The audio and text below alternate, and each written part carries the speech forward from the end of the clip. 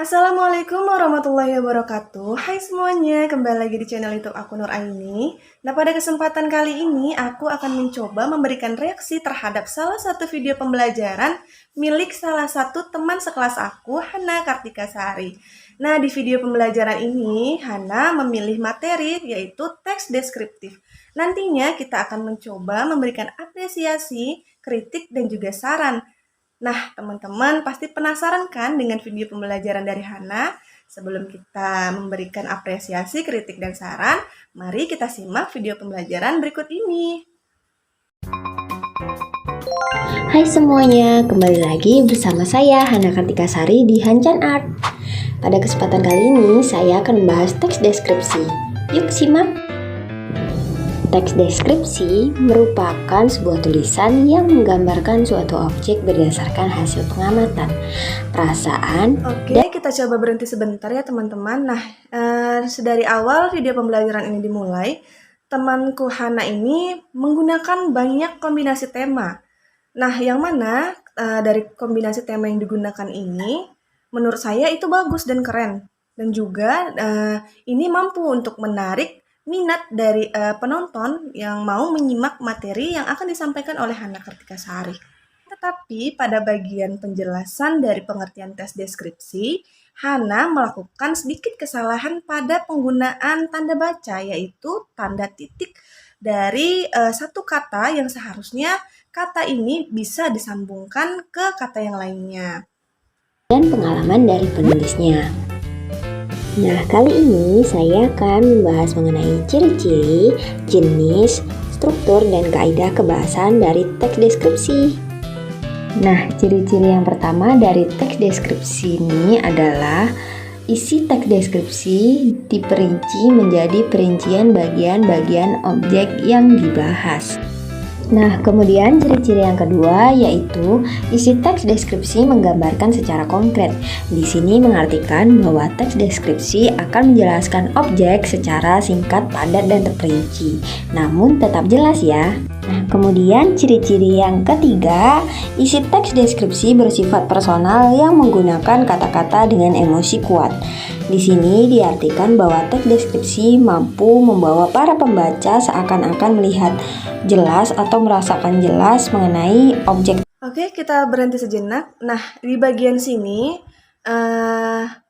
temanku Hana sudah menyampaikan poin-poin penting yang akan ia bahas dari materi yang akan disampaikannya dalam video pembelajaran ini. Kan tetapi ada baiknya jika pada saat slide itu akan berganti, coba diberikan jeda sedikit saja supaya tidak terlalu cepat pergantian dari antara slide yang satu dengan yang lainnya. Ini Hana menyampaikan bagian dari ciri-ciri teks deskriptif. Nah, di sini bisa kita lihat bersama. Ada beberapa bagian dan penyajian itu sangat bagus dan cukup menarik juga. Tetapi hal serupa kembali terjadi seperti slide yang sebelumnya. Di sini Hana kurang memberikan jeda saat pergantian dari slide yang satu dengan yang lainnya.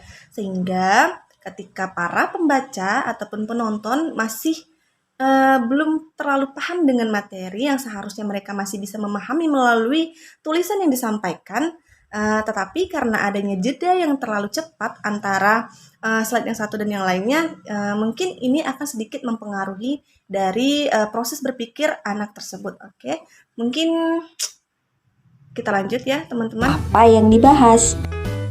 Teks deskripsi berdasarkan tujuannya dibagi menjadi dua, yaitu deskripsi imajinatif atau impresionis, di mana penulis harus menggambarkan suatu objek yang dibahas dalam teks deskripsi secara nyata atau dalam sudut pandang yang luas. Hal ini berfungsi agar gambaran atau objek yang dibahas dalam teks deskripsi tersebut mampu tersampaikan atau tergambarkan secara langsung kepada para pembaca. Kemudian jenis yang kedua yaitu deskripsi faktual atau ekspositoris. Nah, dalam hal ini penulis hanya menggambarkan suatu objek secara ala kadarnya atau apa adanya. Hal ini berfungsi untuk memancing para pembaca agar mau berimajinasi mengenai objek yang dibahas. Struktur teks deskripsi yang pertama yaitu judul. Nah, untuk judul di sini teman-teman harus memperhatikan 3 poin, yaitu relevan, provokatif atau menarik, kemudian yang terakhir singkat, padat, dan jelas. Nah, judul juga merupakan intisari dari terbentuknya teks deskripsi loh. Nah, kemudian struktur yang kedua yaitu identifikasi deskripsi. Nah, identifikasi di sini berisikan mengenai gambaran awal dari objek yang dibahas. Kemudian struktur yang ketiga yaitu klasifikasi. Nah, isi dari klasifikasi ini sendiri adalah penggolongan dari objek yang dibahas. Nah, untuk struktur yang keempat di sini membahas deskripsi. Deskripsi sendiri berisikan gambaran secara menyeluruh dari objek yang sedang dibahas. Nah, untuk struktur yang terakhir atau struktur yang kelima dari teks deskripsi ini yaitu adalah simpulan. Nah, untuk simpulan ini berisikan penegasan dari hal-hal yang dianggap penting dalam teks deskripsi tersebut. Nah, kemudian pembahasannya yang terakhir mengenai teks deskripsi yaitu mengenai kaidah kebahasaan dari teks deskripsi, yaitu sebagai berikut.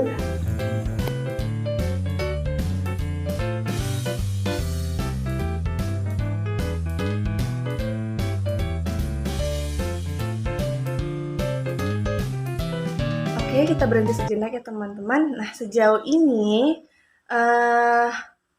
penyampaian materi sudah cukup bagus ya, tetapi pada bagian kaidah kebahasaan dari teks deskripsi yang disampaikan oleh temanku Hana ini bisa kita ambil beberapa poin yang perlu untuk diperbaiki. Nah, apa saja itu? Yang pertama, jika pada materi yang sebelumnya Hana menggunakan ataupun menyampaikan materinya itu melalui lisan dan juga tulisan. Akan tetapi pada bagian kaidah kebahasaan ini, Hana hanya menggunakan ataupun menyampaikan materinya melalui bentuk tulisan.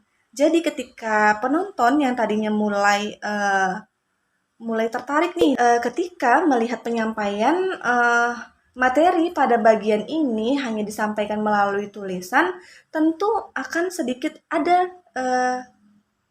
rasa kurang sreg gitu ya. Mungkin gitu ya teman-teman. Tetapi tetap saja materi yang disampaikan Hana ini cukup mudah untuk dimengerti.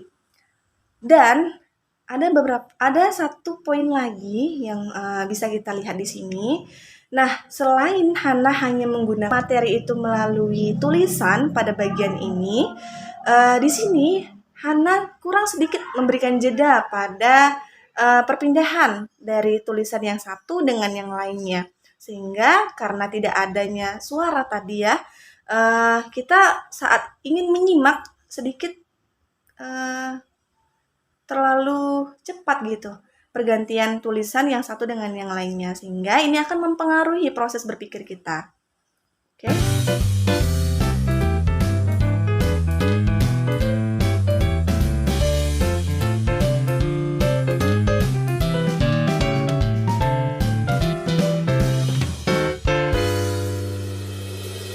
Baik, sekian pembahasan dari Hana.